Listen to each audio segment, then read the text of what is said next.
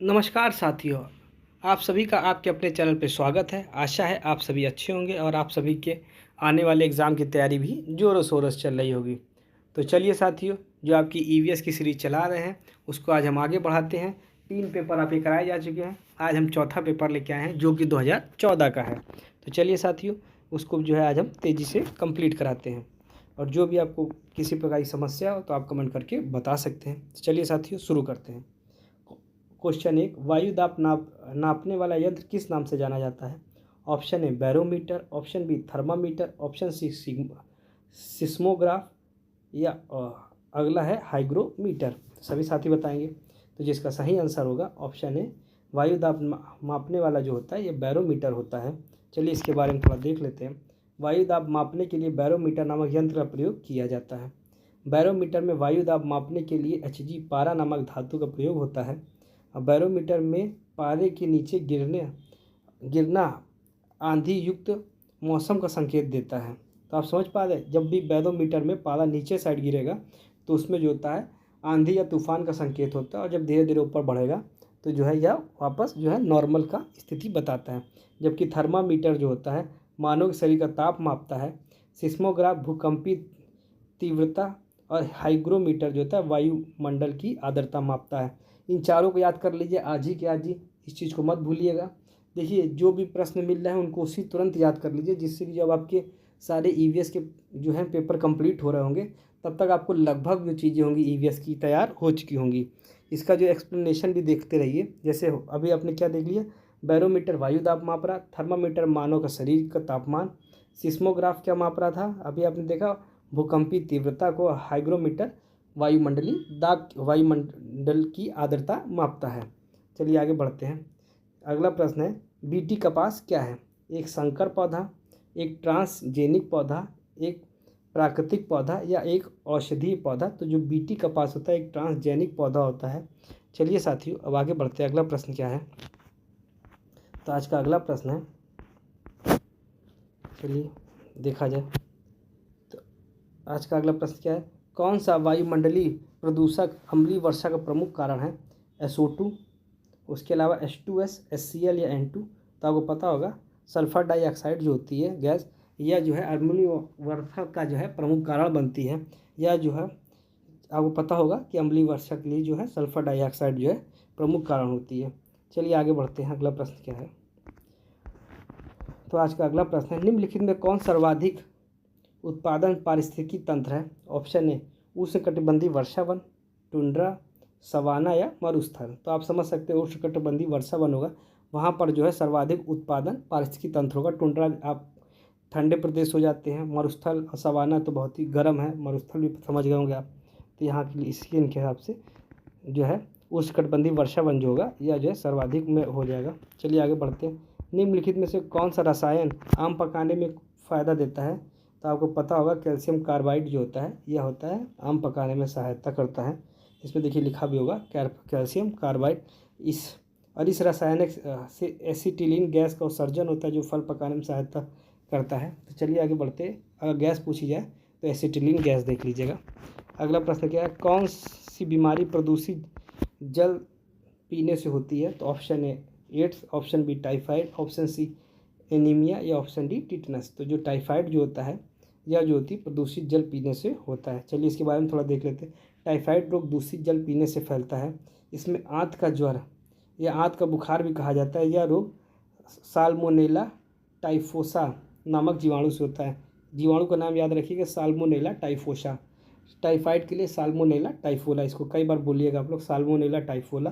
फिर सुनिए मोनेला टाइफोला, और ये जो है आंत ज्वर के नाम से जाना जाता है। चलिए आगे देखते हैं। निम्नलिखित में से कौन सी ग्रीन हाउस गैस नहीं है? CO2, N2O, CO या CH4? तो आपको पता होगा कार्बन मोनोऑक्साइड जो होती है यह ग्रीन हाउस गैस के अंदर नहीं आती है। चलिए इसमें देख लेते हैं कि ग्रीन हाउस गैस वे गैस है जो पृथ्वी के ऊष्मीय तापमान को बढ़ाने में सहायता करती है। ग्रीन हाउस गैसें हैं कार्बन डाइऑक्साइड और नाइट्रस ऑक्साइड, मीथेन, क्लोरोफ्लोरोकार्बन और कार्बन मोनोऑक्साइड इसके अंदर नहीं आती है। चलिए आगे देखते हैं अगला क्या होगा। निम्नलिखित में से कौन जो है द्विबीजीय पौधा है? आप सभी साथी बता। साथ ही बताइए। ऑप्शन ए बांस, ऑप्शन बी केला, ऑप्शन सी गन्ना या ऑप्शन डी सरसों। तो द्विबीजीय आप समझ ही सकते हैं, जिनके जो है दो पत्तों के बीज जो होते हैं, इनसे दो दल के होते हैं इनके, तो इसके जो है द्विबीजी कहा जाता है जिनके बीज। तो इसके जो है सरसों जो होगा या द्विबीजी के कहलाएगा। इसके अलावा मूंगफली भी कहा जा सकता है। चलिए आगे देखते हैं। दालें जितनी होंगी, दालें हो गई। चलिए आगे बढ़ते हैं। जैसे देखिए इसमें लिखा गया है कि सरसों, अरहर, मटर, चना इत्यादि। चलिए आगे बढ़ते हैं। निम्नलिखित पौधों में जल का अधिग्रहण किसके द्वारा होता है? तो जल जो होता है इसको आप ऐसे याद कर, जल जाइलम, जल जाइलम। तो जल से जाइलम और फ्लोएम फूड। इसको इस तरीके से याद कर सकते हैं, जल से जाइलम और फ्लोएम से फूड। तो क्या पता चला? जाइलम से जल का अधिग्रहण, फ्लोएम फूड, फूड से जो हो गया भोजन का अधिग्रहण फूड से। तो इसको आप याद रखिएगा। चलिए आगे बढ़ते हैं। आगे है कौन सा प्रथम साहित्य स्रोत है? सभी साथी बताएंगे। ऋग्वेद, सामवेद, यजुर्वेद या अर्थवेद। तो ऋग्वेद जो होता है प्रथम साहित्य स्रोत है। चलिए इसके बारे में थोड़ा देख लेते हैं। जैसे इसमें जो हो गया कि यह प्राचीनतम ग्रंथ होता है। इसके अलावा इस ग्रंथ में इंद्र को जो है सर्वश्रेष्ठ देवता माना गया है। 4 वर्णित सिद्धांत सर्वप्रथम इसी में आया था। इस पुस्तक में 10 मंडल हैं, पुरुष सूक्त में मिलते हैं। और जो है ऋग्वेद में कुल 1028 सूक्त और 10 मंडल है। इसको याद रखिएगा, 1028 सूक्त। चलिए आगे बढ़ते हैं। तो आज का अगला प्रश्न है, वायुमंडल 99% भाग में किन दो गैसों का जो है आती हैं? तो इसमें जो है आपने देखा होगा ozone oxygen nitrogen, carbon dioxide ozone और आर्गन और ओजोन। तो जो है नाइट्रोजन और ऑक्सीजन होगा। आपको पता होगा नाइट्रोजन कुल 78% होती है, ऑक्सीजन लगभग 21% होती है। तो कुल 99% यही हो जाती हैं। चलिए देखिए नीचे इसमें जो है एक्सप्लेनेशन में लिखा भी हुआ है कि 78% ऑक्सीजन और 21% ये हो गए। चलिए अगला प्रश्न देखते हैं।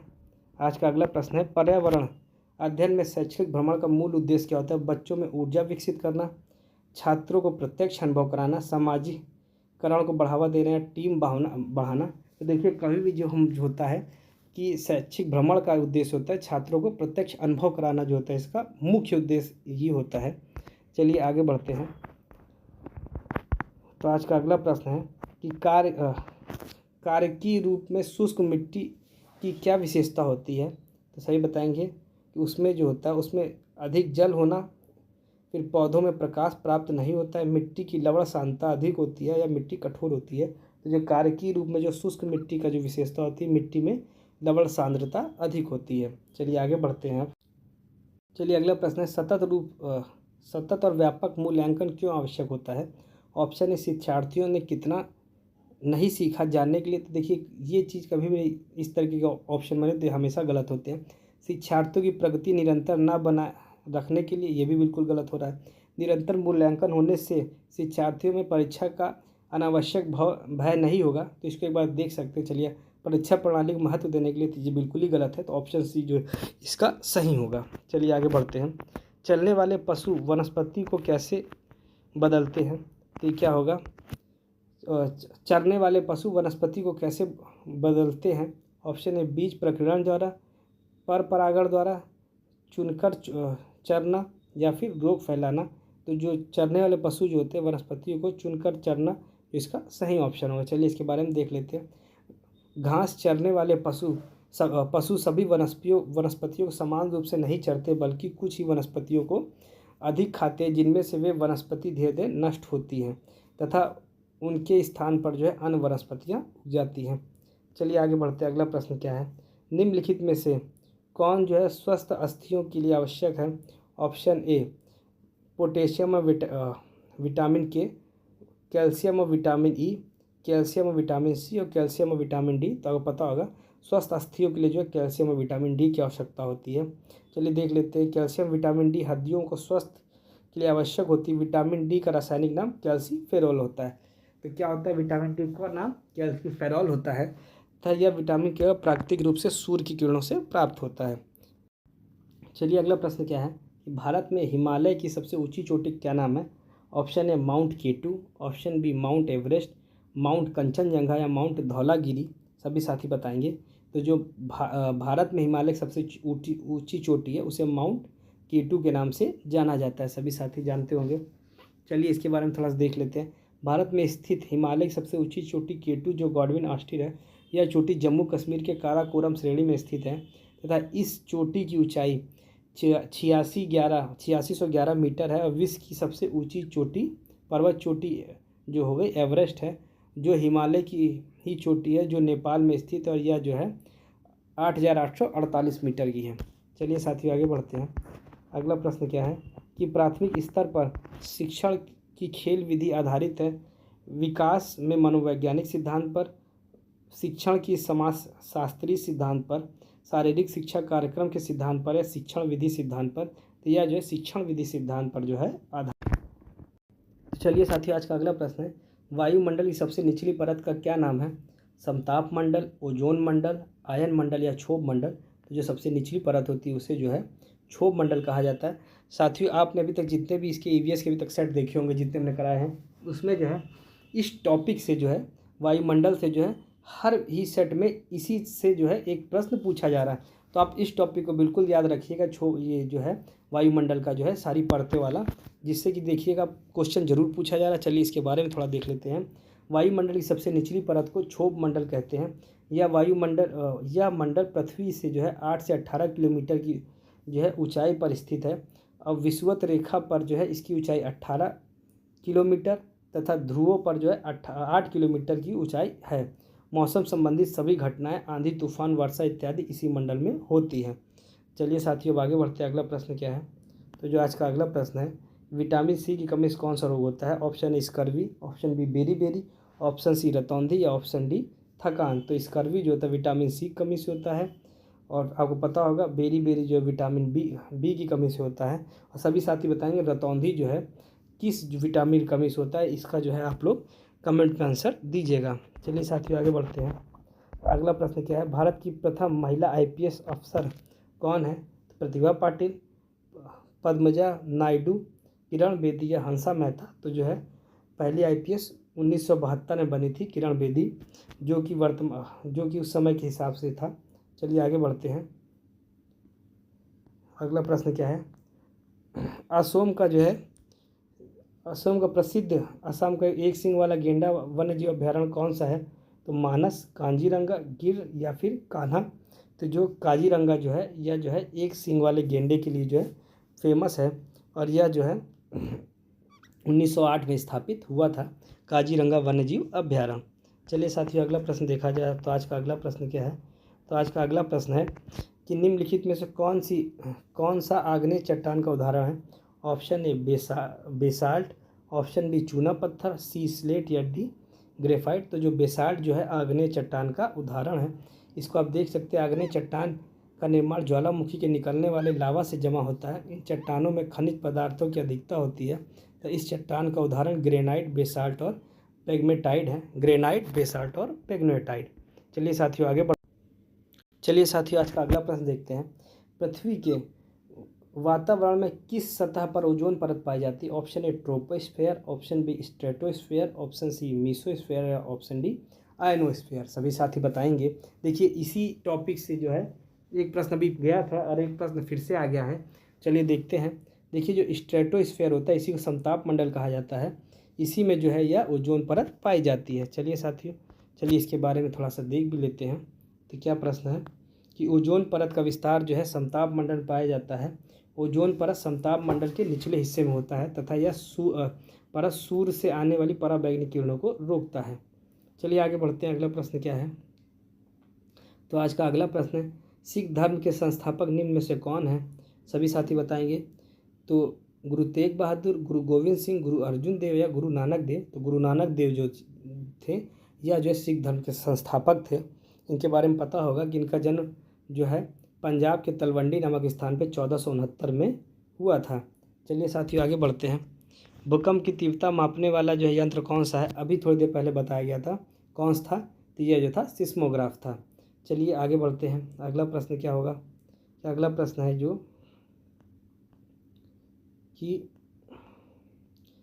कि दक्षिणी गोलार्ध का सबसे लंबा दिन कब होता है? सभी साथी बताएंगे। 21 मार्च, 21 जून, 23 सितंबर या 22 दिसंबर। तो दक्षिणी गोलार्ध का जो सबसे लंबा दिन होता है या 22 दिसंबर के दिन होता है।